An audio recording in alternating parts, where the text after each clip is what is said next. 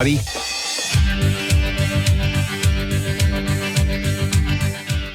right, it's 8:42 now at Newstalk 96.5 KPEL. So Bernie and I, we're really good at bringing you the headlines. Mm-hmm. We care about our community. We are good spouses and relatives.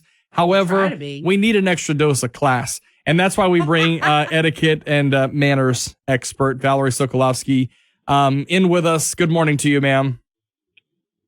Good morning to you, sir. So, okay. Thanks for the introduction. Yes. We need all the help we can get because we're trashy. Yeah. So here's the deal. We need to know, when can we start to return this stuff? We've all gotten something probably this Christmas that is either going to do one of two things. It's going to collect dust somewhere, or in my case, I have a shelf in my guest bedroom, and that is the unexpected birthday party invite shelf, where, I can just grab something up there, wrap it real quick, and go to the party. But what about returning this stuff? The re-gifting is a whole nother Yes. subject. Talk about return. This is, first of all, I have to share a fascinating statistic that I learned from research of what happens. I wondered, what happens to all these return gifts? Listen to this. 5 billion pounds of returned gifts every year go to landfill. What? So I always...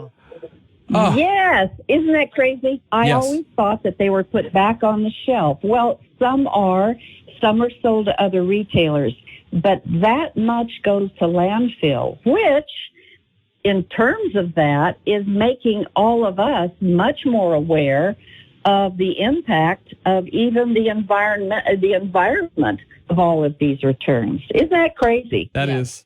And I know there's a lot of stores who have actually figured out how to make this return thing work. And so what they do is they mark down all their current stuff.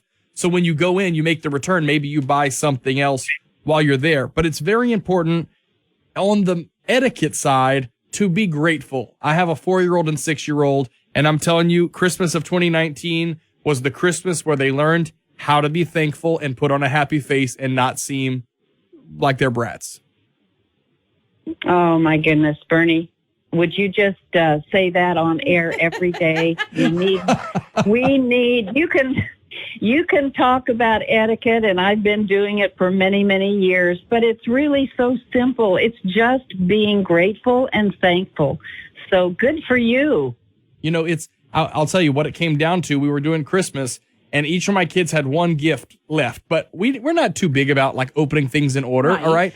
Well, one kid had about a 3x3 box. Oh boy. And the other one, it was something smaller. And it was like, well, no, I want the bigger one. I need a big gift.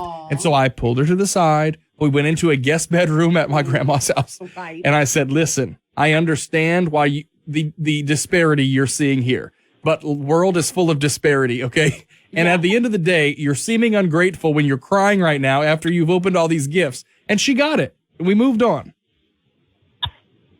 Wow. How wonderful. Teach them young. Mm-hmm. Gratefulness. That's an interesting topic, too. I'll tell you that I write a monthly newsletter called Valerie's Voice. And a couple of times this last year, I wrote something about gratitude. And I want you to know that those two newsletters got more response than any other topic throughout the whole year. Mm-hmm.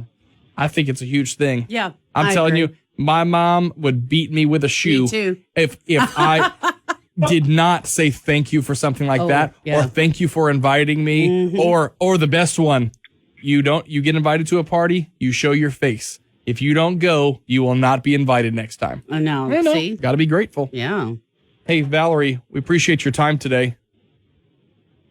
Well, I appreciate you having me, and Happy New Year to both of you. Thank you. Thanks you so as much. well.